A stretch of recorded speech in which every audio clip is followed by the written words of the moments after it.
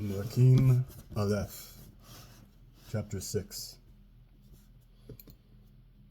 It was in the 480th year after the people of Israel had left the land of Egypt, in the 4th year of Shlomo, whose reign over Israel, in the month of Ziv, which is the 2nd month, that he began to build the house of Adonai. The house which King Shlomo built for Adonai was 105 feet long, 35 feet wide, and 52.5 feet high.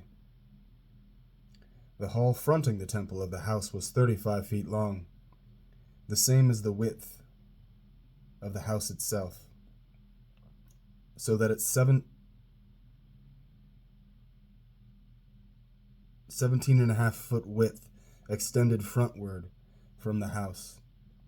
The windows he made for the house were wide on the inside and narrow on the outside. Against the wall of the house he built an annex all the way around. It went all the way around the walls of the house, including both the temple and the sanctuary. The lowest floor of the annex was 8 3/4 feet wide, the middle floor 10.5 feet wide, and the third floor 12.25 feet wide, for he had made the outer part of the wall of the house step-shaped, so that the beams of the annex would not have to be attached to the house walls. For the house, when under construction, was built of stone prepared at the quarry, so that no hammer, chisel, or iron tool of any kind was heard in the house while it was being built. The entrance to the lowest floor was on the south side of the house.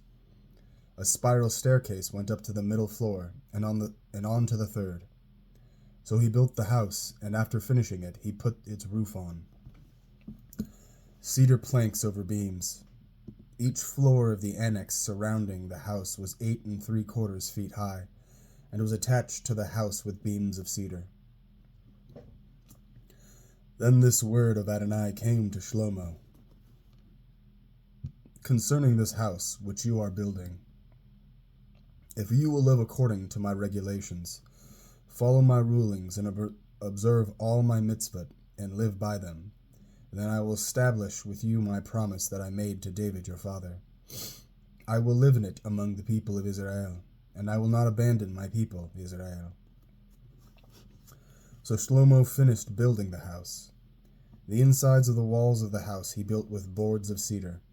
From the floor of the house to the joists of the ceiling he covered them on the inside with wood, and he covered the floor of the house with boards of cypress.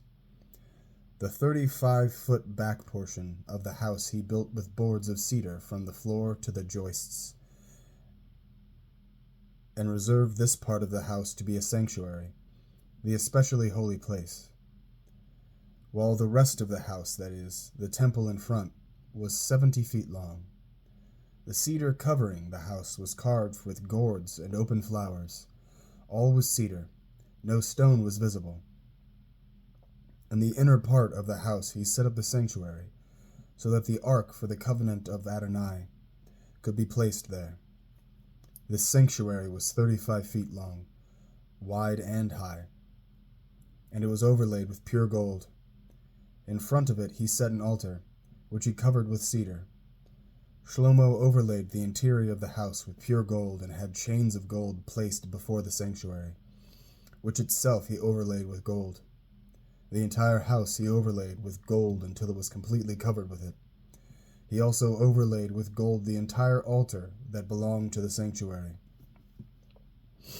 Inside the sanctuary he made 2 cheruvim of olive wood, each 17.5 feet high. Each of the 2 wings of one of the cheruvim was 8 3/4 feet long, so that the distance from the end of one wing to the end of the other was 17.5 feet. Likewise, the wing spread of the other cheruv was 17.5 feet. Both cheruvim were identical in shape and size. The height of the one cherub was 17.5 feet, likewise that of the other. He set the cheruvim in the inner house, the wings of the cherubim were stretched out, so that the wing of the one touched the other, in the middle of the house.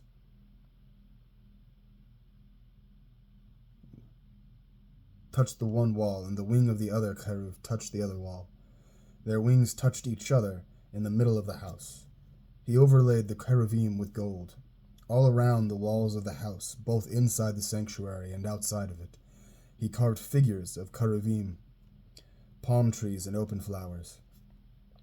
He overlaid the floor of the house with gold, both inside the sanctuary and outside it. For the entrance of the sanctuary, he made doors of olive wood, set within a 5-sided door frame. On the 2 olive-wooded doors, he carved figures of cherubim, palm trees, and open flowers. He overlaid the doors with gold, forcing the gold into the shapes of the cherubim, and palm trees as well. For the entrance to the temple, he also made doorposts of olive wood, set with a rectangular door frame, and 2 doors of cypress wood. The 2 leaves of the one door were folding, as were the 2 leaves of the other. On them he carved cherubim, palm trees, and open flowers, overlaying them with gold fitted to the carved work. He built the inner courtyard with 3 rows of cut stone and a row of cedar beams.